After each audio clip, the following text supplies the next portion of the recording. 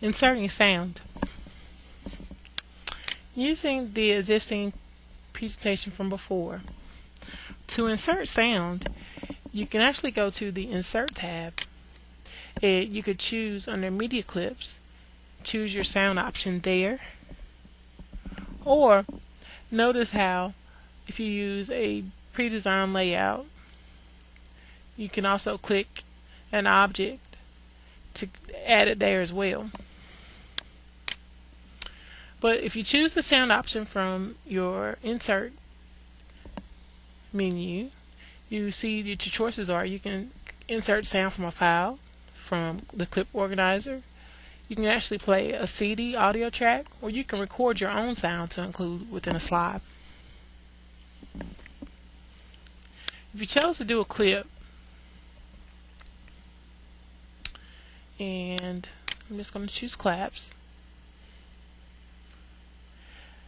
Once you choose what it is you want to do, PowerPoint actually automatically asks you, do you want the sound to start automatically or when clicked? If you choose when clicked,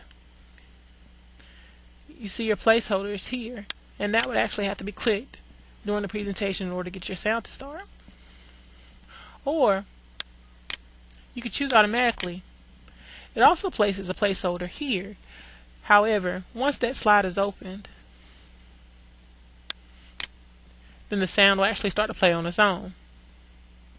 Or using the click option,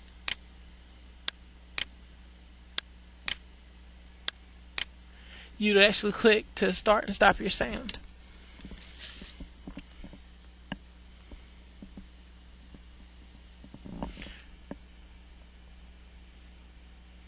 Here you can adjust the volume of your sound. So you can choose low, medium, or high.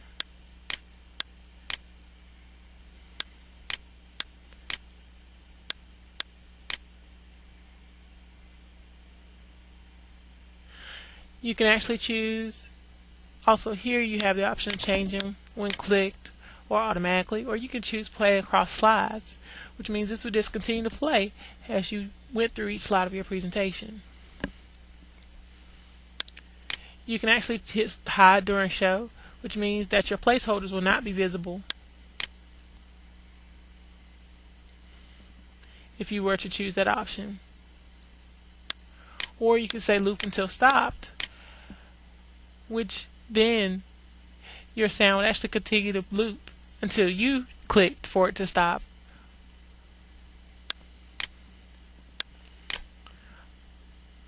Also, let's say we add another. You can actually change the size of the your max sound file size. This may come more in handy if you actually chose to choose a CD track. So those are just some of the options for adding sound to your presentation.